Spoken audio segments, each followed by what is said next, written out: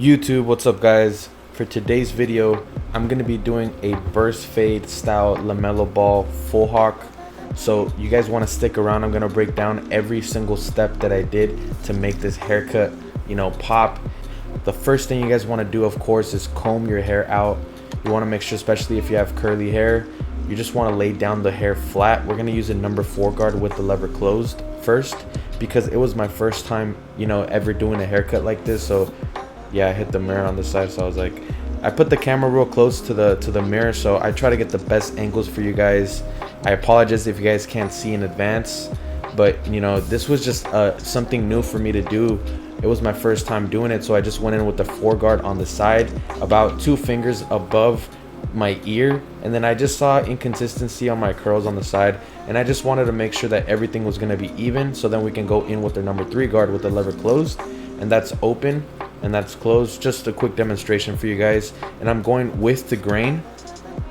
Like I said, the room that I'm working with is just 2 fingers above the ear.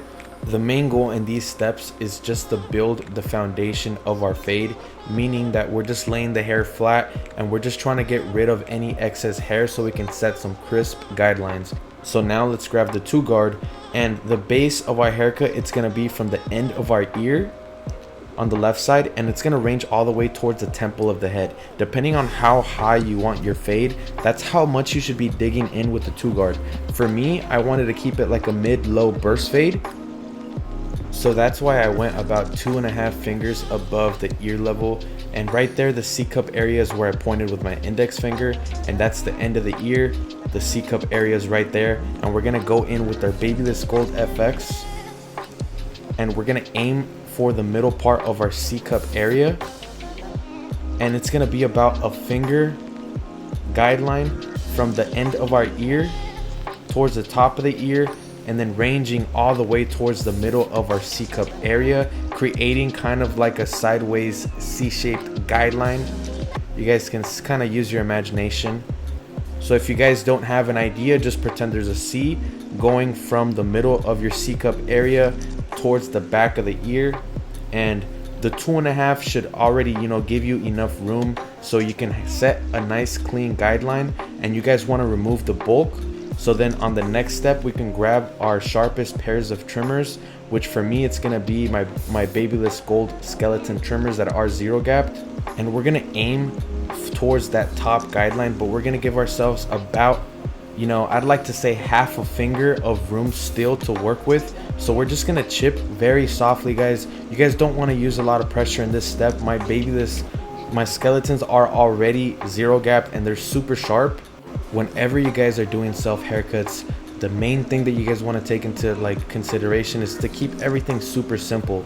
And whenever you guys use one tool, or whenever you guys are in one step, you guys want to always use that same tool for the next step. Like, I'm gonna just go in now that my trimmers are out, might as well line up my beard at the same time. We're basically killing 2 birds with 1 stone, and here on my beard I like keeping it nice and crisp towards the jawline. It's just what I prefer, guys. And after lining up the beard on the side, I go in and I line up my C cup area on the side, just so everything can be clean. We're setting nice clean guidelines, and we're just lining everything up because I'm OCD as hell, and I just like keeping everything clean so I can just see what I need to work on. Then I go towards the back of the head, and I'm gonna do a round lineup in the back of the neck. And be very careful when you guys are working in the space in the back of the neck, because it's really fragile. So just use your mirror if you guys have any mirrors out there. Get help from your little brothers if you guys have to work with the space in the back of the head. And right here we're going to go in and blend our beard with the lever open. We're going to set a 1 finger guideline that's a finger thick with the lever open. So we went in bald with our skeleton trimmers initially when we set our guideline to set us up. Now we're going to go in with the 1 guard with the lever open and set another 1 finger guideline above that guideline we just set. So we set 2 guidelines right now, 1 with the lever open and 1 with the 1 guard with the lever open. So the reason why I'm doing this is because it's going to set us up for these next couple steps. So then we're going to do the same thing now with the 1.5 guard now. So we're gonna close the lever and just kind of hit it right there at the end of the guideline we just set, using the corners of our clipper. Open up the lever again and go a little bit deeper. The size of my beard is about a 2.5, so that's why I end with the 1.5. And right now we're gonna do the closed to open method. You know, we start with our lever closed at the start of that guideline, the bald guideline with the skeleton trimmers, and little by little we're gonna keep opening up the lever.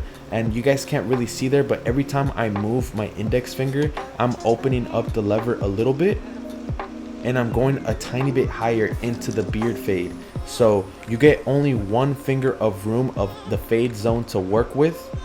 So keep that in mind when you guys are doing this step. You guys can't go all the way deep. You guys only have one finger of room to work with. And once you guys go through the steps, just repeat the steps one more time, because it's not gonna fade in all the way the first time that you guys do the closed to open method. So now we're gonna do the closed to open method again with the 0.5 guard. So that's what it is right there. You get 5 tries to close and open the lever all the way through, and you get one finger of room to work with. So we're gonna go in with this guard, so then we can finalize the beard fade using our 1 guard, doing the same method.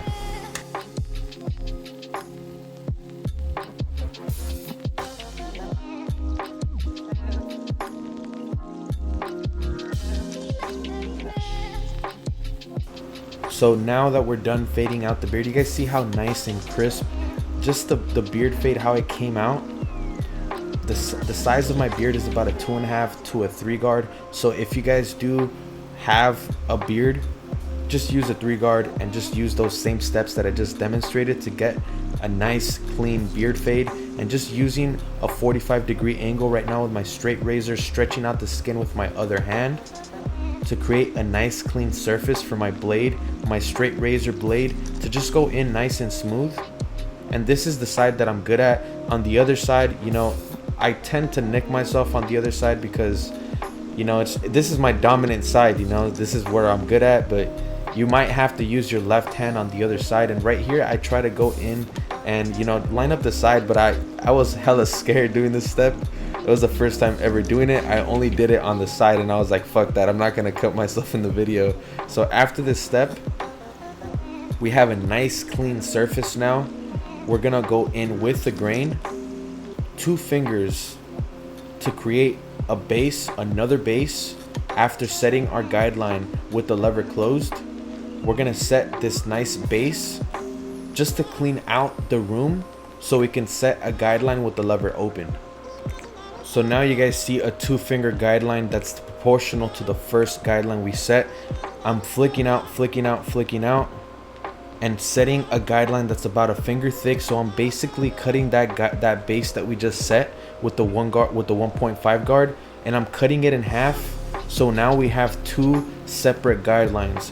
One guideline is 1 finger thick with the lever open. And sorry for the angle, you know, I have to keep tilting my head because I have to see the side of the fade, or else, you know, I'd keep my head in a different position for you guys. But you guys can see there, now we have 2 separate guidelines, and we're gonna blend this line out doing the middle open closed lever method. So by what that means is that we're gonna start with the lever in the middle right there. That's the middle part. We're gonna open it up little by little, go deeper into the fade, and then we're gonna go and we're gonna close the lever, baby tap the beginning of the guideline, and then go little by little, keep opening it up again until our lever is fully open. So for now, we're gonna start with the lever in the middle, attack the guideline in the middle. So you guys can start at the beginning, go towards the middle of the guideline, but you guys can't cross the middle of the guideline. Your lever position is basically a signal, a GPS for you to attack your guideline. So stick to these lever methods that I'm going to be showing you guys. You guys can mix and match and do whichever ones that you like. So I'm going to re-explain again, guys. Basically, you go from the middle of the guideline with your lever in the middle. Every time you open your lever, it means that the machine just gets a little bit less powerful, like right there. It goes and you get closer to the half. So every time you open your lever all the way through, it means that now you have the half. when you close your lever completely, it means you have the 0. So logically, every single time we open up the lever, we have to go a tiny bit higher into the fade because we want to blend out that line. So now I'm going to open up the lever again and just hit the whole guideline one more time to make sure that everything is nice and even and proportional, to see if I have to go back and re-blend some areas. So now I'm going to close it again, start at the beginning using the corners of my clipper. It's just better when you guys start fading, guys, and you guys get more advanced. You want to just use the corners of your clipper. After blending out that line, guys, we're gonna grab our 1 guard and open up the lever, which this creates the 1.5, and we're gonna set a guideline that's a finger thick. We set the base of our haircut a couple steps before using the 1.5 guard, a 2-finger guideline that we set. But this is just to redefine that guideline. Like I said, it was my first time doing this haircut on me, so I just had to mix and match and see what was gonna work best. So in this step, we're just gonna set the guideline and we're gonna do the closed to open method to just soften up that line, so we can go ahead and erase that guideline with the 0.5 guard after this step. So what I mean by the closed to open method, guys, it means that we start with the lever closed, we hit the beginning of the guideline that we just finished setting with the 1 guard with the lever open. We hit the beginning of the guideline, we open up the lever 1 notch, go a tiny bit higher into the guideline. You open it 1 notch, go higher, 1 notch, go higher until your lever is fully open in that start position where we finished setting that guideline. So it just, whatever method that you guys want to use is going to work, guys. If you guys want to start in the middle like we did in the previous step, you guys can. You guys see how, you know, the darkness and how just nice this fade is coming out, guys. It took me a while for me to do this, you know, a lot of trial and error.